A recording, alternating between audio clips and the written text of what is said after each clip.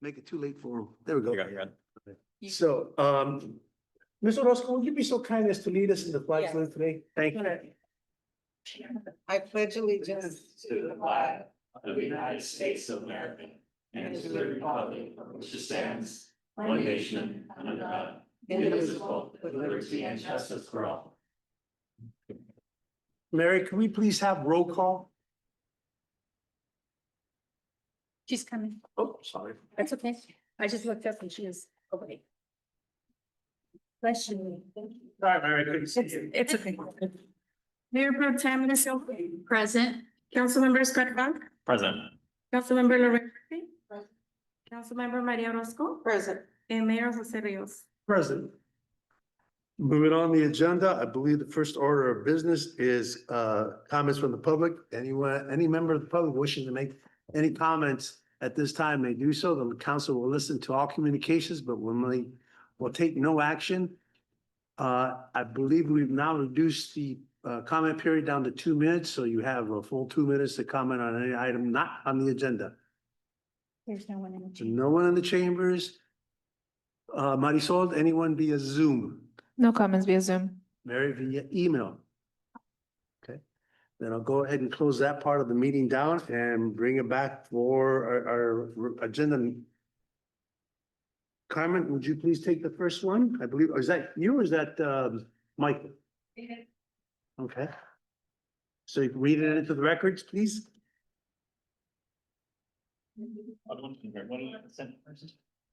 Oh, I We have- apologize. we have- Thank you. We have a consent item. I'm thinking so far ahead that I'm thinking about, I don't want to make the little people late any later than it should. There is a consent agenda item or a consent agenda items. So have you had an opportunity to review those? I'll entertain a motion either for or against or put in an item. So, I have Oh. a question, okay, we have a question. because I didn't see it unless I missed it. Is Measure K's items considered in the consent? Or do they go into? No, Measure K today will be addressed in the budget presentation. And once you consider the budget, it will be also in consent, but it will be part of tonight's budget approval consideration. So we'll have a discussion regarding it then.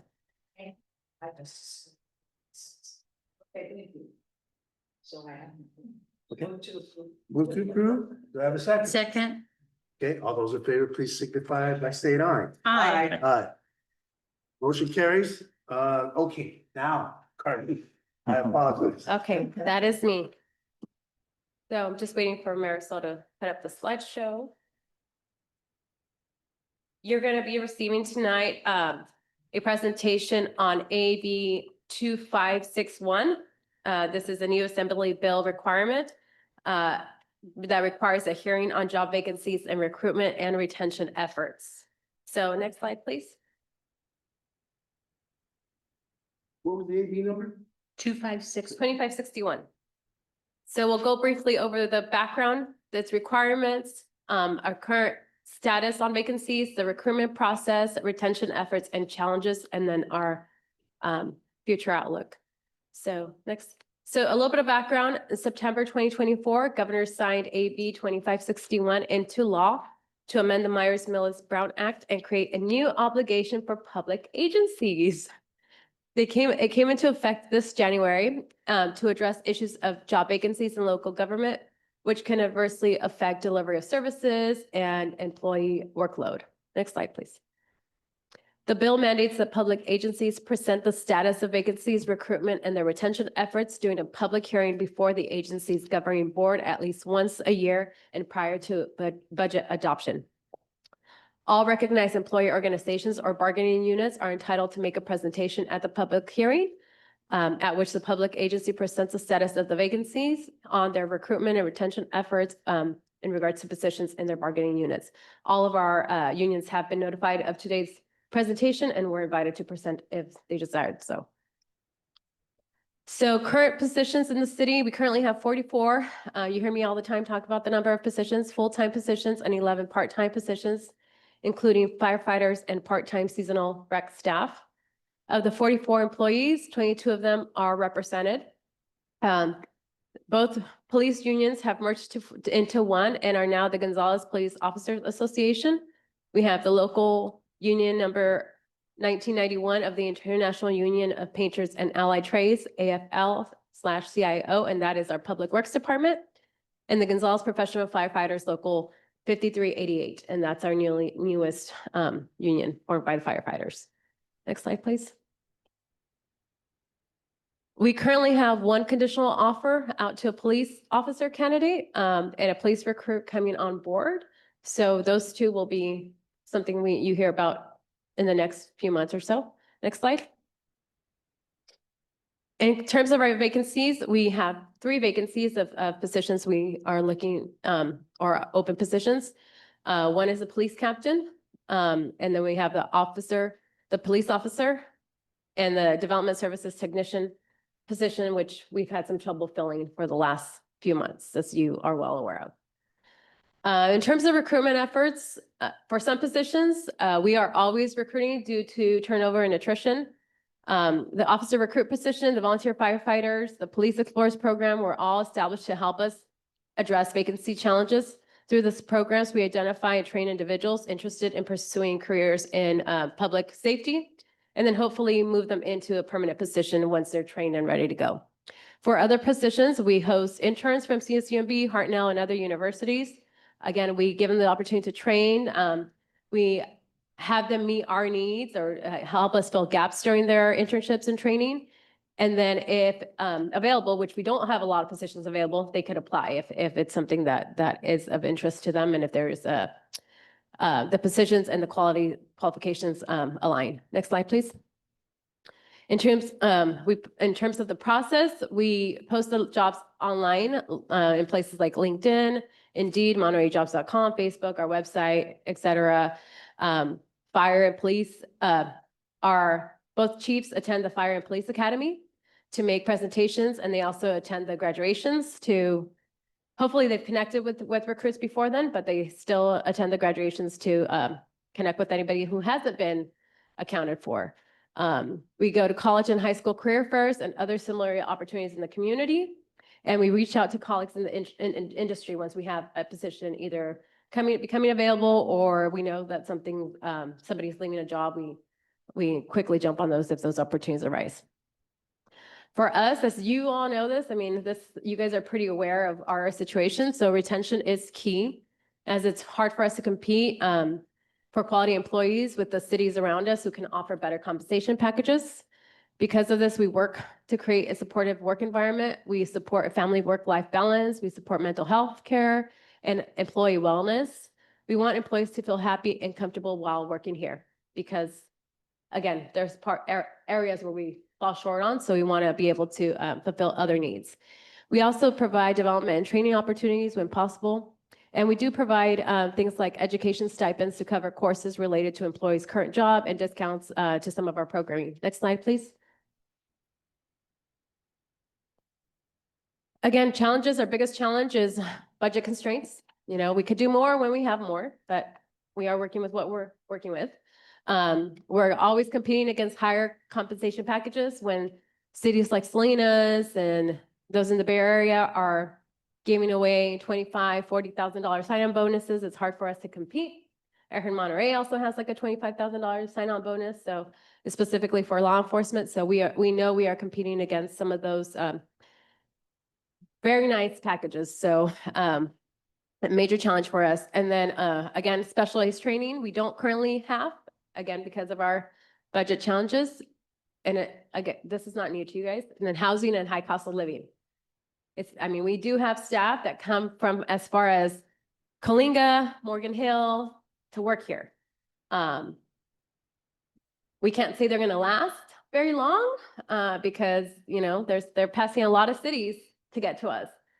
So that's something that we are always aware of and why we have some of those retention and recruitment efforts in place to, in order to address those or that high turnover. Obviously, housing is a big issue. And then the lack of diversity, of job diversities for spouses or partners. If somebody comes and gets a job here, you know, not only is housing an issue, but where's the wife going to work? where's, or the husband gonna work? And so if we don't have those other job opportunities, it just makes it hard for a family to move into the community or to figure out how to live off the wages. So those are some of the challenges that we're constantly dealing with and aware of. Again, you guys are all aware of these. This new requirement just makes us talk about it once a year so that we're reflecting and considering what else can we do, given our position amongst everybody else and where we're at in terms of our staffing and why it's important for us to take care of our staff, because it's hard to attract qualified staff out here. I mean, for the technician job, Tevin, how long has it been? Since October. And you guys know, well, you know, that we've gone through two individuals. It's back on the market, or, you know, we're looking for the applicant, qualified applicant out there. And anyway, we're doing what we can, but some of those specialized positions are hard to attract folks into the community because of all those challenges I just addressed. So something for us to take note and consider as we move forward with our budget and then for next year as well. So that's all I have. I think that's all I have now. Can open it up for questions, and today you're just receiving the report. Questions from council? We'll start on that side. Ms. Orozco? Okay. Scott? Oh, Ms. Sullivan? Just a real quick one. I know that on the list, and it was not presented by Carmen, but reading all the information I read over the weekend, there are a couple of vacancies other than the one you just mentioned in Tavin's department that are still on the list, but are not filled. And I don't think there's any plans to fill that. There is not. There is at least other one that you're referring to under Public Works. I believe it's Mr. Dobbins, a technician under yours and so where we can, we're not going to fill them if they're not highly needed right now, just given our budget constraints. Okay. We are going to do what we can with what we can, but also look at which positions are, you know, those that we definitely need for our operations and which ones we can hold off on for a little while. Thank you. Anything else? No, Hmm? nothing for me. All right. There's no action needed, correct? Okay, thank you for the report. Actually, The next item. quick note, I'm sorry, this is a public hearing. Do we open for public comments? Yeah, I'm sorry. Okay, I apologize. Excuse me, Rewind. rewind, trying to get ahead of this. This is now open to the public for anyone wishing to comment on the item just presented. You're limited again to just 2 minutes, so be brief and to the point. Seeing no one rushing the podium, then I will go ahead and ask Marisol if we have any comments via Zoom. No comments via Zoom. Uh, No comments via. Thank you. Okay, we'll go ahead and close the public comment period and bring it back for, I guess, council's acknowledgement and move on to the second item. Is that also you? That is going to me, myself, and Mr. Howard. We're going to be doing the presentation on the budget. Would you go ahead and please read that into the minutes? I will do that. So consider approval of resolution number 2025-47, a resolution of the City Council of the City of Gonzales adopting an operating budget for the city for the fiscal year July 1st, 2025 through June 30th, 2026, and providing for the appropriations and expenditures of all sums set forth therein. And 2, resolution number SA-2025-02, a resolution of the City Council of the City of Gonzales acting as a successor agency for the Gonzales Redevelopment Agency, approving and adopting a successor agency budget for the period between July 1st, 2025 and June 30th, 2026. So we'll go ahead and get started on the presentation this afternoon. The budget is status quo, and it's balanced using 104,440 of the 1 million council reserve. The overall operating budget for the city is 37,596,401. And a lot of that is attributed to the community center and the industrial wastewater treatment plant projects. So that's all factored in there. Our general operating budget is 7,424,056, all excluding transfers. So, really our message tonight is the one you've been hearing over and over. Our sales tax revenues are softening and continue to do so. Our property taxes will increase modestly as sales continue to slow and prices begin to decline. Expenses are increasing faster than revenues over the long term. We're constantly seeing increasing staffing costs and capital costs. Just like everybody else out at their home too, right? Everything's increasing and not enough money coming in. General fund capital needs are significant. And again, limited resources is something we have to figure out how to handle in the next few years, starting this year. The fiscal year budget is focused on the community center. We will be completing that project by early December. The industrial wastewater treatment facility will be well underway this year. Housing, we're continuing on multiple efforts around housing. And we are exploring new revenue sources that you'll hear about more this afternoon. Next slide, please. So future budget risks, again, just our revenues are not keeping pace with expenditures. So we really have to look at new revenue streams. How do we bring money in when everything is continuing to increase? CalPERS liability continue to increase, operational costs continue, and then recognizing that we have very limited staff to do everything that we are doing. Next slide, please. Future opportunities, the Vista Lucia project, among other housing projects that are on the horizon, a potential new revenue source to fund fire department services, the electronic billboard that is scheduled to start construction and be in August. The sale of a city property that we just received back the appraisals for the properties we're looking at. So we'll be coming forth in the next few meetings to kind of give you a rundown of where those are at and seek your recommendation. And then grants to support ongoing programs and services are future opportunities for us to pursue. The org chart, again, nothing has changed here. It's the same. We are relying on interns and additional support. One of our issue areas is this technician, the community development technician. We really need to fill that job because we are supplementing with consultants and we don't want to do that any much longer. So we've got candidates we're looking at, but that basically it's open until filled. And that's something that we are trying to do ASAP. Next slide. Oh, go ahead. Sorry, I had a question about the org chart. And I don't know if now's the time we should wait. Let's just, Do we want to wait? wait, let's. Yeah, Let- just- let's- Yeah, finish. that way we can get through everything. Otherwise, we probably won't get through. That's fine. So Mike, Mr. Howard is going to go ahead and take it from here and take us into a deeper dive into the budget. And he'll talk more about the general fund and the community center construction fund, how the two funds are broken up in our general fund, and then go deeper into revenues and expenditures, et cetera. So, Mr. Howard, you want to take it away? Okay, good evening. I know that this is the staff report and the presentation you've been waiting for all year long. So we're going to go through the finances. I'm going to go through fairly quickly because all of you are veterans at the budget at this point. If I do go a little bit too fast, just ask me to slow down a little bit and we'll take that. And of course, as we just mentioned, just jot down your questions and we'll take those at the end. So currently our general fund is made up of two funds, Fund 100, the actual general fund, and then we split out the construction of the community center into Fund 112. Once the community center is done, Fund 112 will go away and it'll all be consolidated back.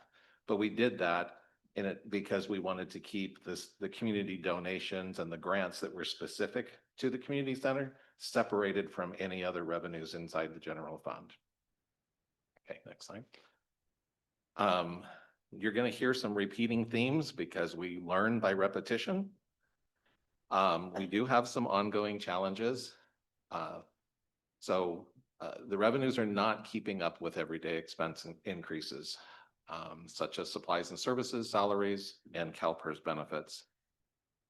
The city has significant deferred maintenance regarding the city infrastructure that are funded by the general fund. This is the council chamber, the police department, the firehouse, city hall, the new community center, which hopefully won't need a lot of maintenance, but the Vosti Center. All of those are city assets that rely on the general fund. We have staffing limitations. This is an extremely lean staff to do a lot of work. And then we have, I know it's a long ways out, but we need to constantly remember this because this day will be here before we know it. The Measure X sales tax measure will sunset in 2044. And that currently represents 20% of our general fund revenue. Next slide. The fiscal year 25-26 general fund budget is presented balanced by using the $104,000 of the $1 million council reserve.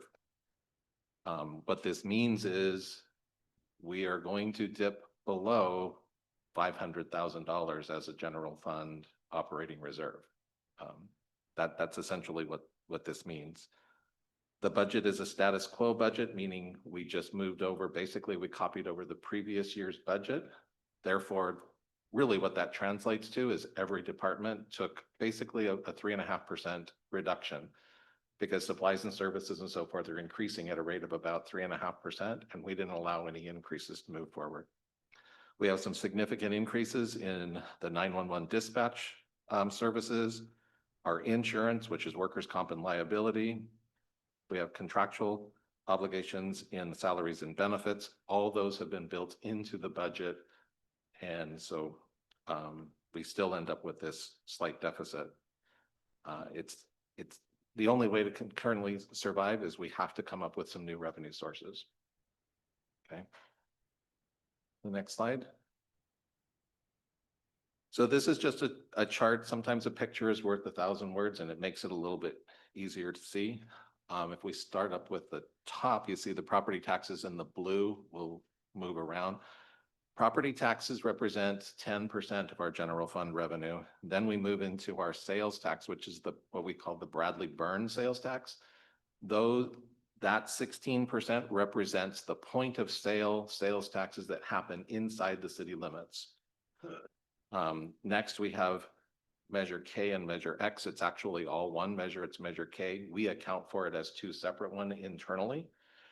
These are the transaction use taxes. So this is a makeup of all of the point of sales inside the city limits, as well as all online goods and vehicles purchased that are delivered or registered in the city of Gonzales.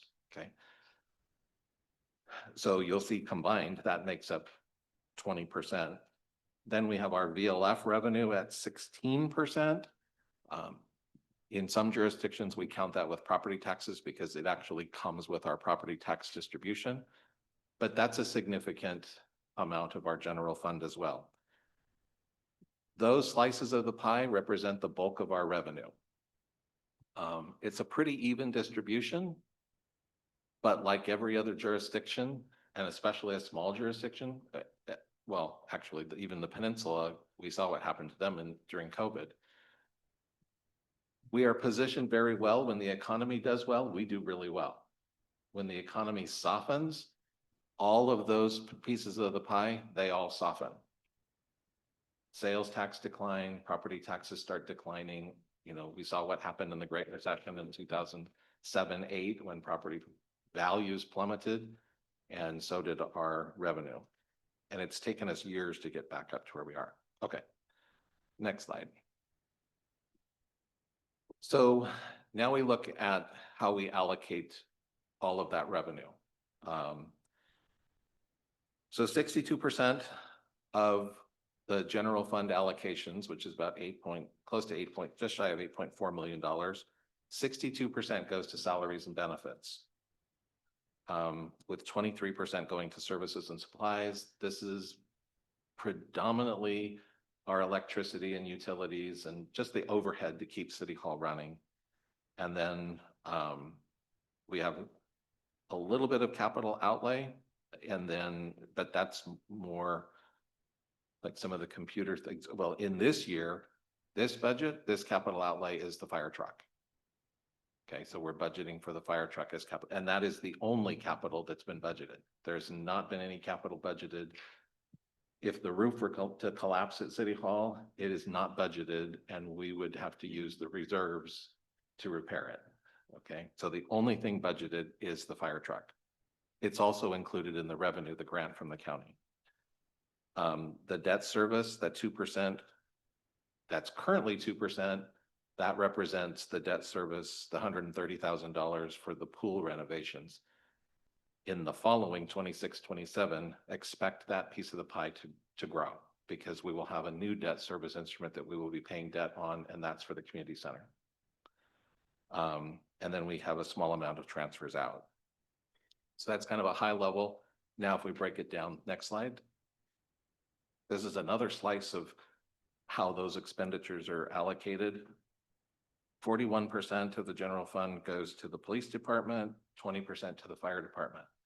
This is not uncommon. This is a very typical look at what the slice of expenditures to the general fund are.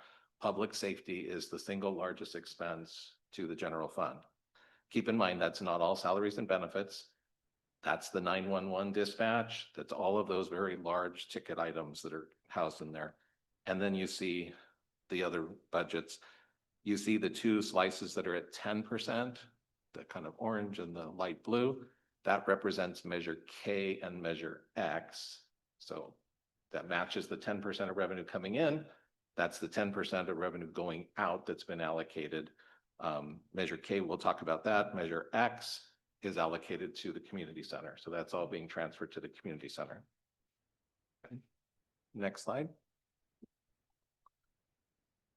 Okay, we just talked about that. So we currently have the pool renovation loan. This was initiated in 2016. The loan matures in 30/31.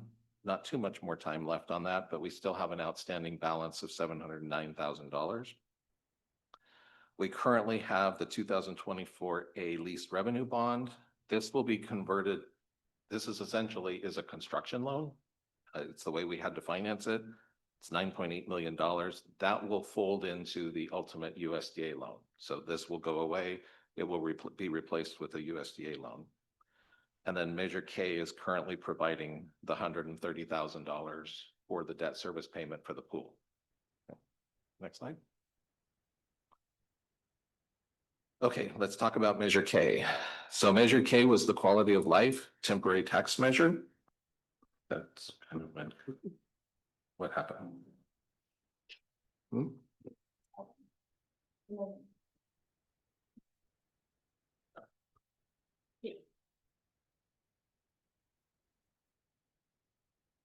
Some technical challenges. Okay, Measure K is the Gonzalez quality.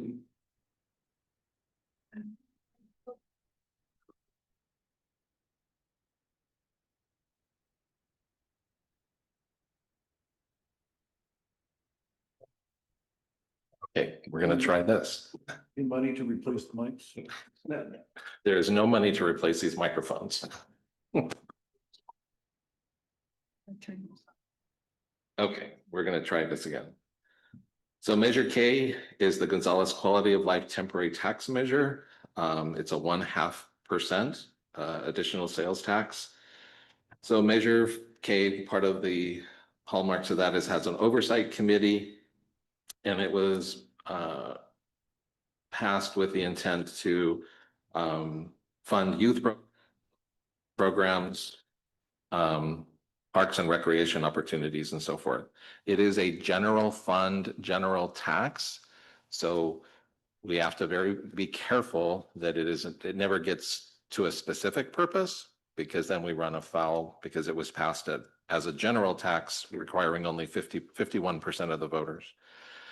Currently, revenue is estimated at $806,000, $806,500, and again, it sunsets in 2044.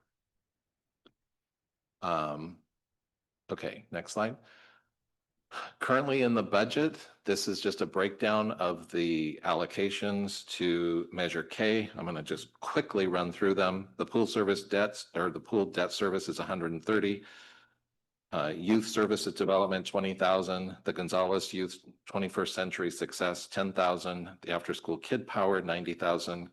Gonzalez Day Camp, 75,000. Community Action Grants, 30,000.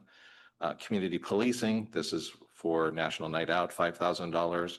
Senior Adult Programs, 20,000. The Aquatics Programming, 10,000. Sports Programming, 10,000. The funding for fire salaries, 250,000. The city match for a new fire truck, 120,000. And then Measure K it's recommended to fund $30,000 for the truck band work and signs.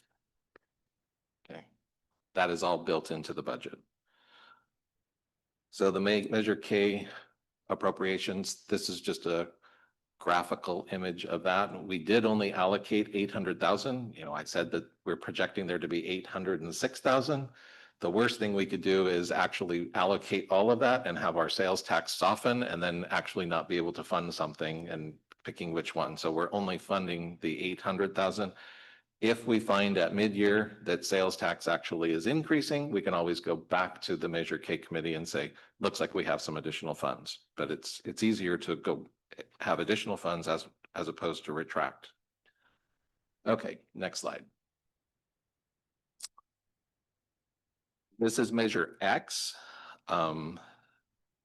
So this is another 0.5%, even though technically when Measure X was taken to the ballot, it replaced Measure K and became 1% measure. Internally, we separate them. So that's an important distinction.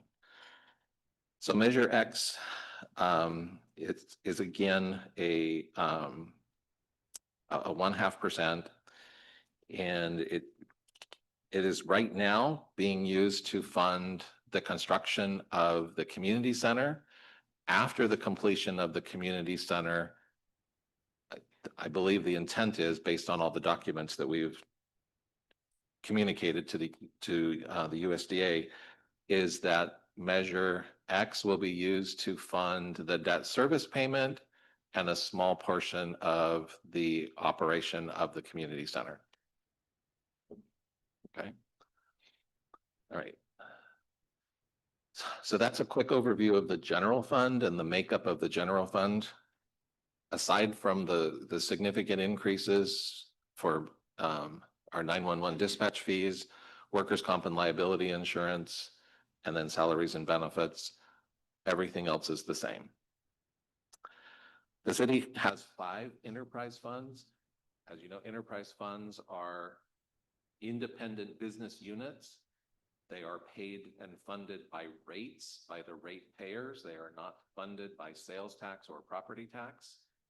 So the money, likewise, the money that comes in for water services cannot be used to pay for police or fire services or for city hall services. That revenue has to stay in that fund, and it only pays for the operation of the water fund and the replacement of its assets. Okay. Okay, next slide. So the Water Enterprise Fund for fiscal year 25-26 has projected revenues of $2.9 million with expenditures expected at $2.5 million. Total expended of the total expenditures, nothing is budgeted for capital expenditures except for $161,000 of depreciation. Without the depreciation, we would have a surplus in that fund of $800,000 because depreciation is a non-cash item. But as a independent business unit, this is more of a technical finance term, it's accounted for on an accrual basis, not on a cash basis. So next slide. So this is just a picture of how the expenditures are spread out. Salaries and benefits represent 52%. Services and supplies are, actually, I'm sorry. Salaries and benefits are 27%. Services and supplies, the 53%, the depreciation, and then a small amount for capital. Okay, next slide. So our sewer fund is expected to bring in $2.8 million with 1.9 million of expenditures. When we strip out the non-operating expenses, we're left with $1.5 million of a surplus. Now, this gets a little bit convoluted, I will say, because you're saying, well, how is that possible when we're constructing a industrial wastewater treatment plant? That construction is housed in the sewer impact fee fund. So the revenues are going in there, the loan and so forth. All of the debt service is going into that fund, and all of the expenses for construction coming back out. Because we're increasing capacity, that's why we're running it through the enterprise, or excuse me, the impact fee fund, because that's what those funds are for, is for increased capacity, and it's a good use for us to draw those down. Here's just a graphical image. So we've got salaries and benefits at 30%, services and supplies. That's just the electricity and all the stuff we needed to run the plant, depreciation, and a small amount for capital. The garbage fund is projected to bring in $1.8 million with $1.8 million going out. This is not intended. This one is slightly different than the other two funds that we just talked about, in that the profit, if you will, that we make on the general fund represents a franchise fee to the city. We do not own any of the assets. They do not belong to us. And so we're just a pass-through agent, and Tri-Cities contracts with us to do their billing. And the council doesn't technically set the rates. Tri-Cities will set the rates. The resolution will come to the council to just approve those rates. Here's just a picture, nothing special about that. Supplies and services is the largest component of that, because those are basically they represent the two contracts for Salinas Valley Solid Waste and for Tri-Cities. Okay. Next slide. The Solar Enterprise Fund. Currently, there is not a lot of operation that is going in there. This represents the solar panels that were put up at the wastewater plant. There's some that service water. This whole project, basically, this fund is set up of the debt service, and the Water Enterprise Fund, the general fund, pays a small portion. 18,000 is what the general fund pays, but water and sewer pay a franchise fee into the solar fee, or the solar enterprise, to cover the debt service. Okay, next slide. There are two debt service instruments. We call them lease number 1, lease number 2. The lease number 1, the good news is we get to retire some debt in 25-26. So lease number 1, that debt is going to retire. We currently owe $315,000. We'll make those last payments in fiscal year 25-26. That will then reduce the franchise fee payment from the water fund and the sewer fund, and will only pay the other lease. The 2016 solar lease does not expire until 30/31, although that's right around the corner. It's just a few years, so that's going to expire here pretty soon.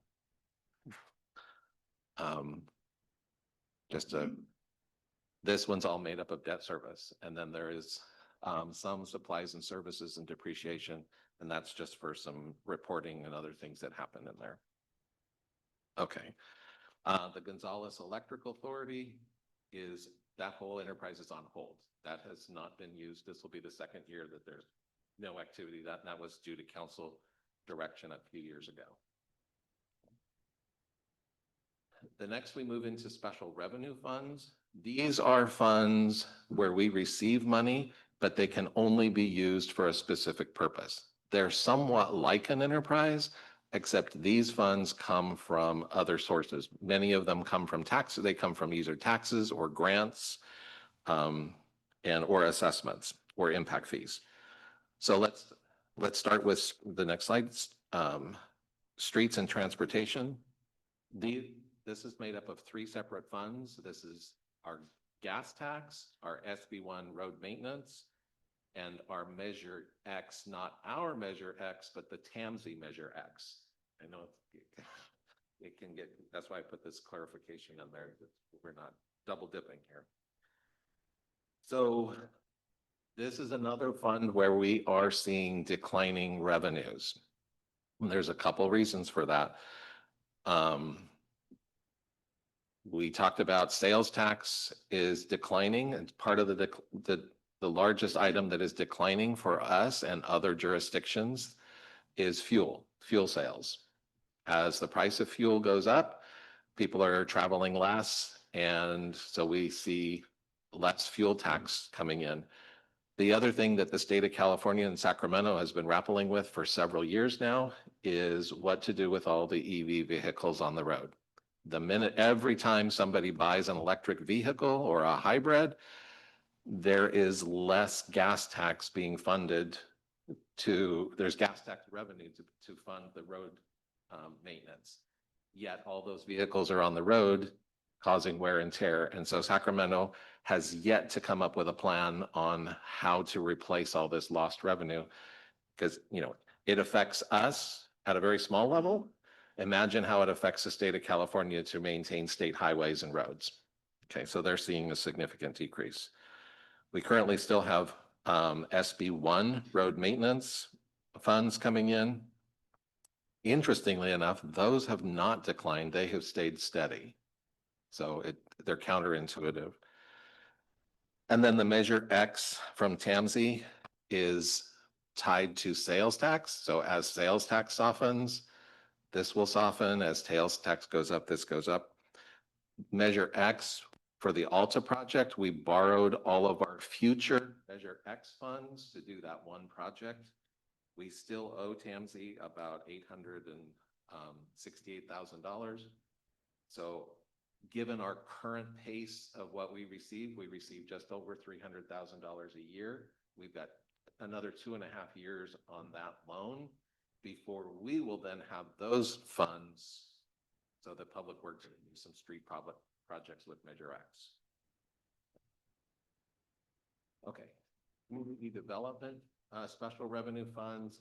Those are our program income, CDBG grants, LEAP and REAP grants, just anything related to community development. Again, these are special revenue funds. If we receive a grant for, like the LEAP and the REAP, they could only be used for their specific purpose. Okay, but they have to be accounted for in a separate fund because the state doesn't want to see them commingled when they come in and do an audit. They want everything all in one fund. Okay, the next is our public safety funds. So our supplemental law enforcement fund, this is our Prop 172. This is, again, it's tied to sales tax. It's given to us through the county. And we have the COPS grant in that fund. Those funds are all used for public safety. So they all come into one fund. They then get transferred to a public safety fund, which funds 2 officers, and one of those officers is the SRO. Okay. And then we true those up to be 0 at the end of the year. If the expenses were too high, the general fund, the police department makes a transfer in. If there was residual, the public safety fund makes a transfer out back to the police department. Okay. Now the assessments. These are our assessment districts: California Breeze, Canyon Creek, Cipriani, and the Gonzales Industrial Park. We've had a lot of discussions on those. We have assessments coming forward that need to be adopted. We will set the rates. Council will adopt these rates for the next fiscal year. Okay, next slide. Impact fee funds. These are all the various impact fee funds we have. These are fees that are paid at the time a project is finalized. So some projects will have all of these funds or impact fees. Some will have only a portion of them. Impact fees are used to pay for the incremental drain on the city caused by the construction of the development. So if a new development goes on, we need more police service, we need more fire service, and the impact fees are intended to pay for that incremental increase of demand on city resources. And so they can only be used for that. Like I have this just I won't say argument, but we have this discussion all the time. And I have it with all of my cities that I talk to. They're like, we want to do this project. If we want to use impact fees, but it's replacing an air conditioner. And I have, sorry, you can't use that. That's an inappropriate expense. Once the asset's put in place, it cannot be used for repairs and maintenance. It can only be used for capacity increasing. And the caveat with those is if we don't have them programmed, after 5 years, a developer can come in and ask for them to be returned. We either have to be using them or saving them for a specific project. So, next slide. Impact fees, they basically just give us a glimpse of growth of the city. We have a lot of impact fees coming in. That means we have a lot of growth happening and a lot of stuff happening in community development. When we don't have a lot of impact fees coming in, there's not a lot of stuff going through community development. As far as construction of those things. Okay. Next slide. Very quickly, the successor agency funds. 2011, Governor Brown dissolved the successor agency statewide. February of 2012 is when the dissolution actually began.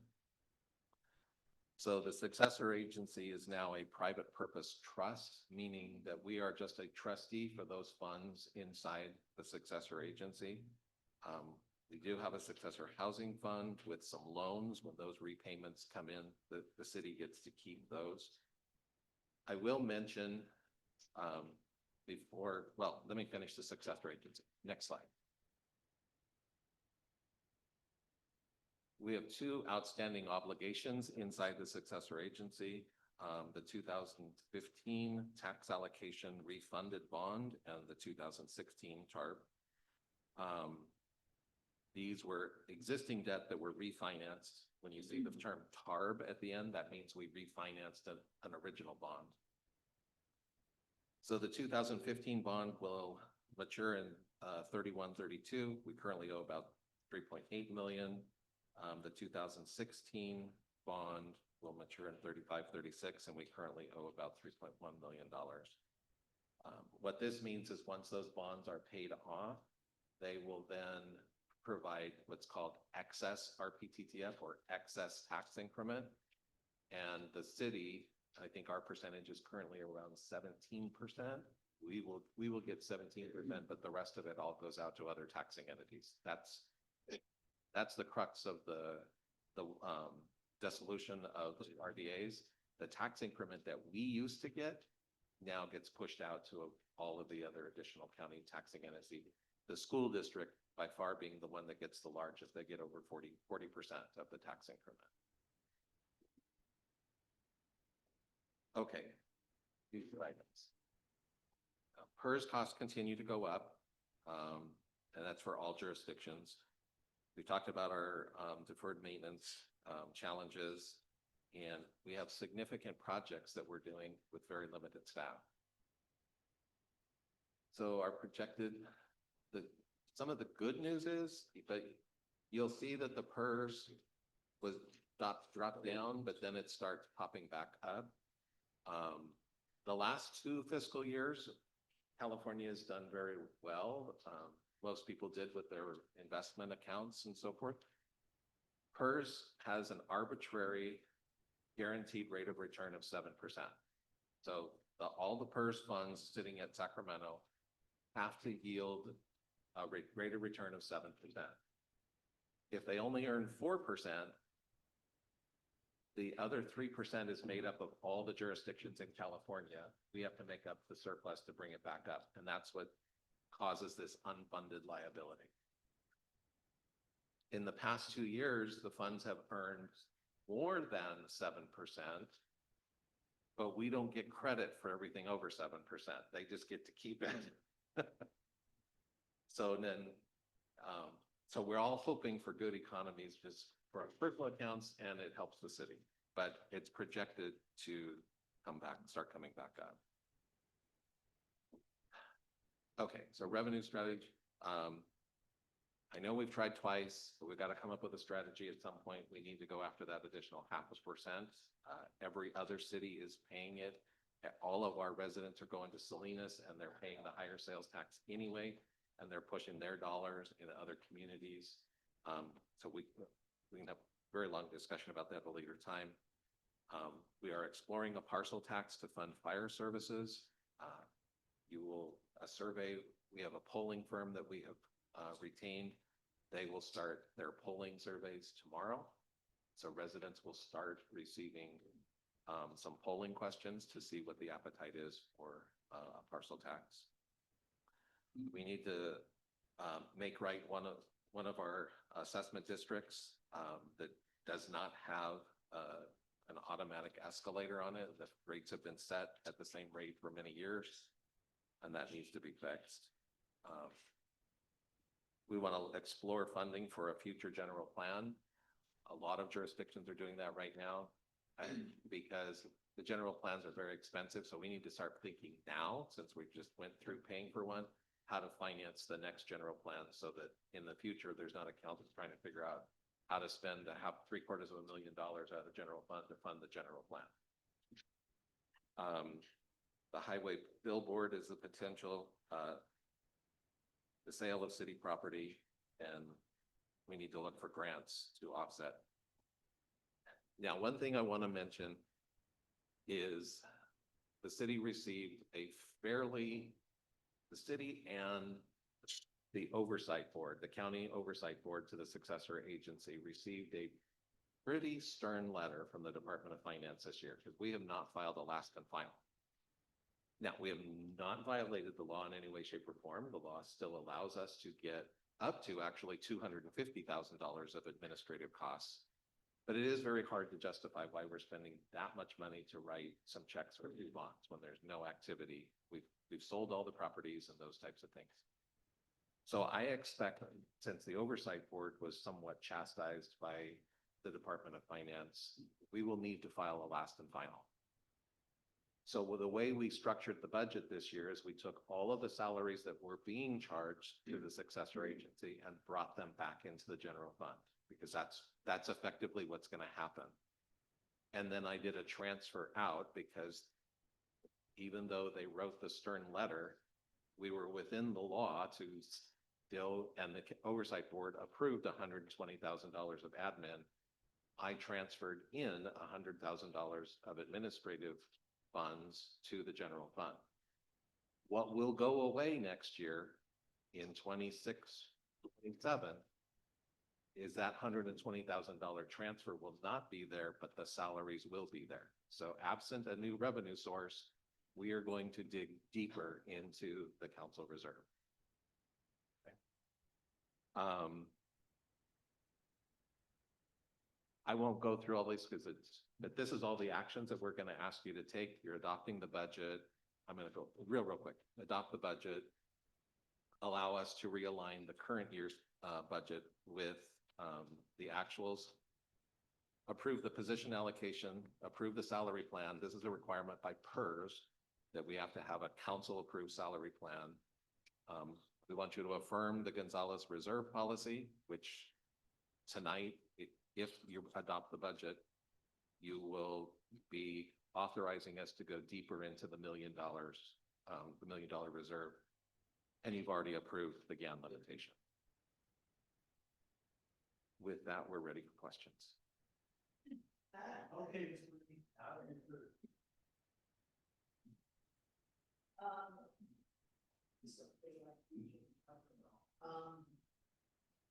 Well, the first thing I wanted to talk about was the org chart. Recreation and community engagement, which is on the same par as the directors. Who covers that? What is that? Or who is that? You're right, that's actually a good catch, because actually that used to be myself as the director. Right. But I am overseeing the department as a whole. So that blue square should actually be reporting up under me. Yeah, so it's, yeah, I mean, I just wanted to make sure that we didn't want to put a position in there. No, it's Yeah. not currently, Okay, so that was my first, the other one, the other questions I have are related to the Measure K funding. And we can do that, I guess, but we have to approve. it shouldn't, yeah, it should happen now because they are part of the budget. Okay, I want to bring up, because we had our meeting, we gave you our list of what we wanted to do as the council. And I still have an issue that I want to bring to everyone's attention. And that is $30,000 for the community action grants. It doesn't seem like it's a lot of money, but it is something that, again, I discussed this at the meeting. Want versus need. That was something that we established a few years ago. But right now, we need to consider cutting that, I think. It's tough, but I have actually had a discussion with a couple of the groups. And they've told me that they are already looking for funding. They're asking for donations, they're looking for different things to do. And, you know, I know it's a great program, but I want the community to understand that we're really tight. Our budget is really tight. In fact, a couple of us have some other ideas of things that we want to do as well to cut. So that's one of the ones that I'm looking at. Carmen already cut quite a few of the programs. We had to put in we did put the fire truck in because that is a necessity for safety. We are getting a grant, but we also need additional funding for the fire truck. So we decided to put it here. We've cut quite a few of the other, the after-school kid power programs and the day camps. That was something else that we had talked about, but I think you did it in another area. So yeah, you did catch some of that. I know. So those are the things that I want to talk about, or at least consider us discussing. I know $30,000 doesn't seem like a lot of money, but it is a lot of money. If we can add that in somehow, I think we need to consider it. And if we do, can we allocate that back into the general fund? Can we do that? So the way that we could do that is by allocating it to some of the programming. So sports, for example, or in any of the city-run programs, so that we're not allocating it out. No, It but goes can it back. go back into the reserve? It will somehow? go back into, yes, to Yes. offset some of the costs that are currently eating up the general fund. So what we pay for staffing for sports, for example, could be covered by some of that fund. Okay. I know it's a tough one, but that was one that we created because we did have a surplus at that point. When we started the community action grants, we had a surplus. We no longer have a surplus. So, now I know that, and I'm gonna let Ms. Silva talk about, I think she has a couple things too, so I'm gonna stop there. I don't know if we need to talk about it we definitely need to discuss it. I would like to discuss it. Okay, well, since we're talking about Measure K, my thoughts, and I did share them with Carmen at my meeting last week, was if there's any way we can reduce the amount that's being budgeted for the after-school kid power program and possibly the Gonzalez Day Camp, look at ways that we can either get the school district to come to the table and help provide funding for this, or increase the cost. I know it's a hardship on everybody, but we've taken money away from our aquatics program, which I think it's necessary for us to have a great aquatics program for our youth and our community in general to learn water safety. That was one of the things I wanted to look at, is possibly reallocating some of the monies from those two programs and maybe including it into the aquatics programming. I did talk with the person at the pool last week. There is still a need to help with some of the the umbrellas and and last year there was a plea that went out to help provide swimsuits for some of the youngsters that go to the swimming pool and don't have the proper attire. A couple of us in the community stepped forward and provided those, and she said that she was going to put out another request this year. So there's a need for that. Rather than increasing the cost of swimming every day, maybe reallocating some of the monies from those other programs. One of the things that was brought up was without having any new revenue sources and the increases in expenditures, can we consider a potential, and I know this probably will have everybody's hair stand up, a deferment of our city council stipends and or merit increases that could be due in the next fiscal year. Those are hard things to consider, but if we continue bleeding out the way we are, knowing now that our reserves are going to go down to $500,000 when years ago we decided we wanted to have it always at $1 million. It hits home. It's hard to swallow. I think that those are the only two things that really come to mind. I mean, a couple other things were already answered with Lorraine's questions and just in the discussion itself. But thank you. If, just to answer the question, in terms of aquatics, we looked at, when we made cuts and we're redefining the budget for this fiscal year, we looked at the year-to-date activity in our current year to kind of project, right? That's basically what we're doing. In this fiscal year, when this was done, the pool was at year-to-date activity, which is expenses, 90,743. We are this year reducing everything we can, meaning if there's excess staff or excess rec aides, we've cut the number of those down. And the folks overseeing the aquatics have been working on making sure that everyone at the pool is absolutely needed, so that there's no extra rec aide on staff or anything at any given point. So for this year, we've allocated actually $885. So it actually is an increase from last year. So I don't know that. So that's, you're talking about the whole It should be budget covered. and Yeah, not necessarily just the Measure K dollars. correct. Okay, Yeah. so that's what I was focusing, Yeah. that's what I have right Yeah, here. is because the what Measure K. we're looking at is some of the Measure K dollars help us supplement some of the staff time or programmatic time. And so we still wanted to make sure, especially in aquatics, that there were no necessarily any cuts to staffing. So while we are gonna be looking at everything tightly, again, wants versus need, we still made sure that we're gonna be able to continue the program.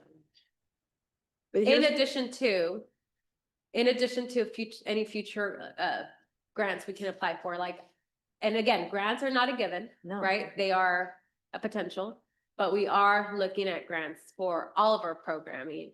We just got notice that there's grants for aquatic programming up in the $100,000 amount. So, but again, those are either one-time deals or if we even get them, right? But I just want to note that in aquatics, for example, even though Measure K was brought down to offset costs, it's still budgeted in the actual budget. Thank you. And That makes sense. I have another question. Okay, Ready? we're done, huh? Okay, thank you. Yeah. Comments or questions? Can't do this in an. No questions. No, thank you. It was a very well put together presentation. Yeah, I read through prior, answered all the questions, and thank you for going to the details. Thank you. So those go. I just think that some of the things that we've been funding for, and I know we've had these conversations before and working closely with the school district. And I know that they currently do have an after-school program. I just don't know exactly what it is they offer and what type of programs they offer within the scope of their after-school program. But I know the community action grants, it's really hard to want to reduce those. I mean, we can certainly take a look at reducing, but some of the projects that come from those grants are things that we probably wouldn't be able to do without the grants. But I know that there are some groups that have actually already formed their 501(c)(3)s. So it's going to enable them to also apply for some additional funding, but it's always hard to cut. If I may add, Mayor, as well, just a little bit of background on the funding here for the after school and the camp program were kept there, but we reduced significantly on the budget. The reason why we're keeping some of it, it still means we're gonna reduce some of the programming, but we're keeping some of it because we also have to figure out how to program the community center. Right. So that's my intent in keeping a portion of the program budgeted in. Okay. Well, I'm with Ms. Silva that if my stipend makes a difference, I'll be more than happy to give it up. Just so that staff realizes that, you know, we're feeling the pain as well and we're okay, at least I'm okay with it. But it's tight and there's no way around it. Hopefully you come up with some very creative ideas or maybe we'll hit the lottery. I don't know. But that being said, I'll go ahead and open this up for public comment. Any from the public wishing to comment on this budget items is more than happy to do so at this time. Huh? 2 minutes? 2 minutes. 2 minutes. All right. Henry Martinez. Mr. Martinez, just so you know that you're limited to 2 minutes. Yeah. I did bring this up last year. Last year, this council was overspending all over the place. You guys spent $70,000 on a drone for the police department. Where does that come? Nothing.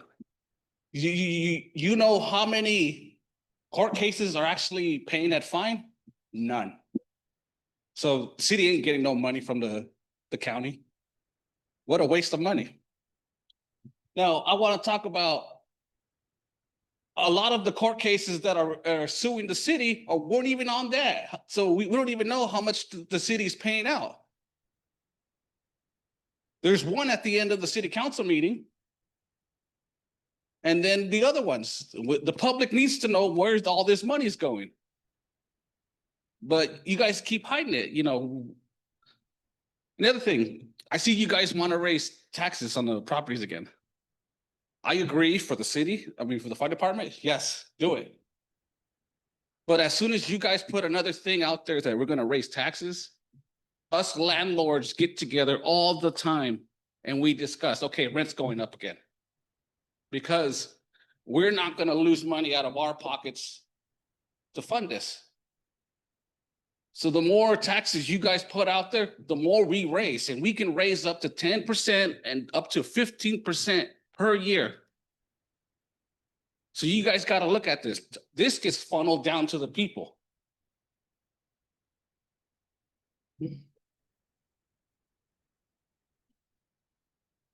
Thank you. Anyone else? Yes.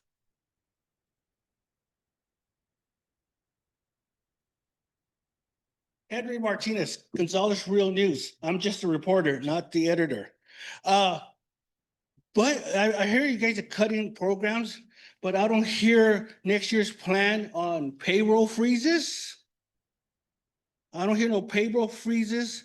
We might hire a new captain because the captain positions have open. Why don't we just keep that empty and use our 2 sergeants? You know, you need to save that way. Stop buying them military equipment. They didn't need six semi-automatics. You know, you guys are spending money like crazy. You know, you're not supposed to count your eggs before they hatch.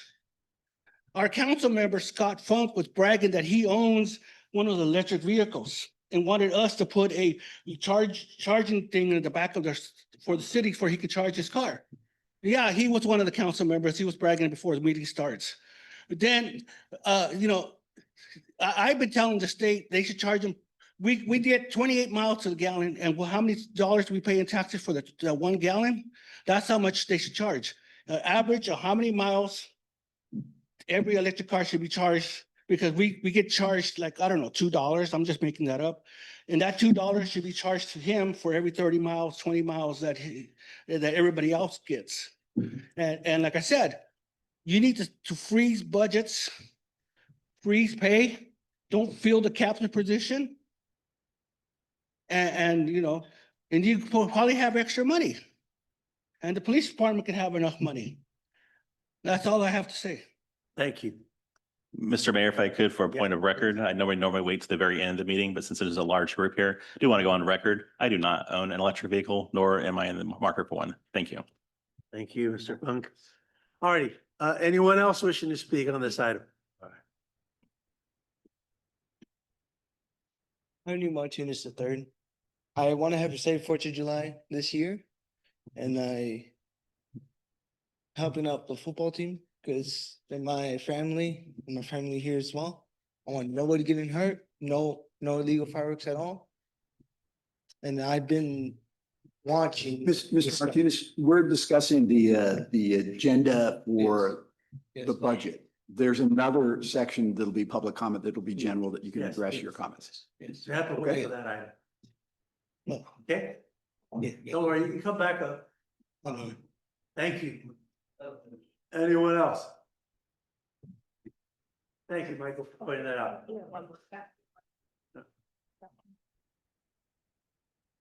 My name is Pete Maturino. Have you already passed on the agenda? Any comments from the public? On this. Yes, on the next. yes. I'm not talking about this. Yeah, it's coming up. It's coming up. We had a special session to start at 5 o'clock. Especially with, Yeah. with the budget. And we did have a public comment period there, but we're gonna have another one.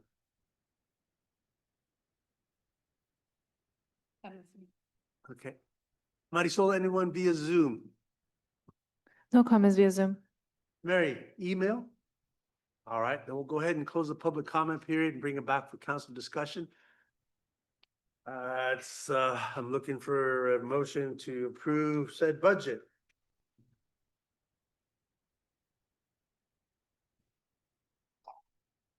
Through the chair, was there going to be any further council discussion about any of the items that were raised by the individual council members? There were some suggestions made for possible modifications to the budget. Yeah, because if we. The issue of the stipends that I think that you referenced, if you need to provide us with direction on that, that has to be something that has to be undertaken per a resolution that I'd have to bring back to you. Okay. Right. Yeah, see. Vince, go ahead. It was your idea.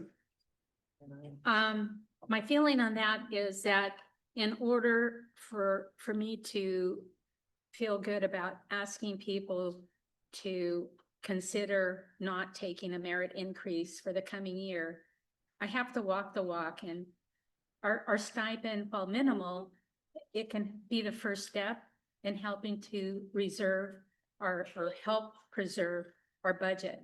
So that small step, I'm willing to take, and I hope the rest of the council is as well.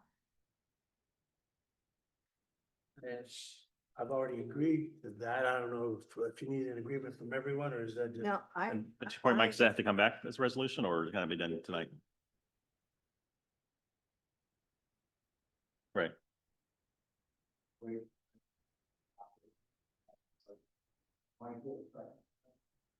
I don't have a preference, but as you mentioned, if you adopt the budget with the change, we will make those changes because that will go into the record. Sure. Or if you'd rather the item come back, we'll bring it back as a budget amendment.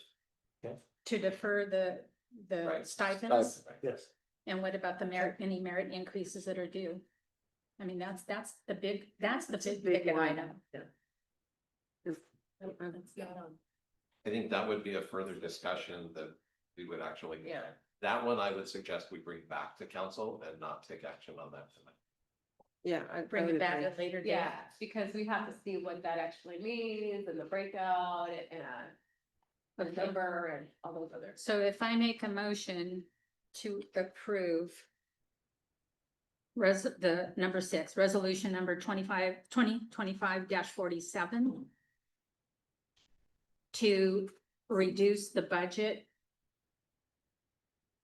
by the council stipend amount, Mm-hmm. is that how I say it? Mm-hmm. Then that's how I say it. Okay, do I have a second? Wait a minute. Any further discussion? Wait a second. So through the chair, again, I just want to point out, there have been some issues about possible modifications to the Measure K Yes. budget. I want to say that there will be a second bite at the apple on the Measure K because if you pull that item from consent, you can discuss and any changes that are made then can be Right. made as adjustments or amendments to the budget after it's been adopted. Okay, Okay? okay. Can I just real quick, since we have a lot of people in the chambers, the idea of us eliminating our stipend is, I know it doesn't seem like a lot, but we're willing to do that for our community because, we have such a tight budget. I just want everybody to understand that, I know it doesn't seem like it's a lot of money, but there's 5 of us up here and we're all willing to do that because we care about what's going on. We need our community to help out too when we have these tax measures come up. Because that's part of the reason why we're in such a tight situation is because we didn't pass one of those tax measures last year. So I just want everybody to understand that. That's all I have to say. Thank you. So Michael, yes, I had a motion. Do I have a second on that motion? Second. Okay, all those in favor signify by saying aye. Aye. Opposed? Motion carries. Thank you. And we move on to the Resolution. The successor agency. So, excuse me, to the council. So I would make the motion the same way because a part of our stipend comes out of successor agency. Is that correct? Right? Not any longer, because. No, it doesn't. You remember my comment, we moved all of the Yeah. salaries back into the general fund. Oh, We okay. just transfer an admin fee, so you would just At least you can adopt adopt it. Oh. the successor agency budget. Got it. Then I move that we approve resolution number SA 2025-02 as presented. Second. A motion is second. All those in favor, please signify by saying aye. Aye. Opposed? All right, motion carries. We can close that part of the meeting and open it up for the 6 PM meeting. And we do apologize for the delay to the public. We're trying to move this along as quickly as we can.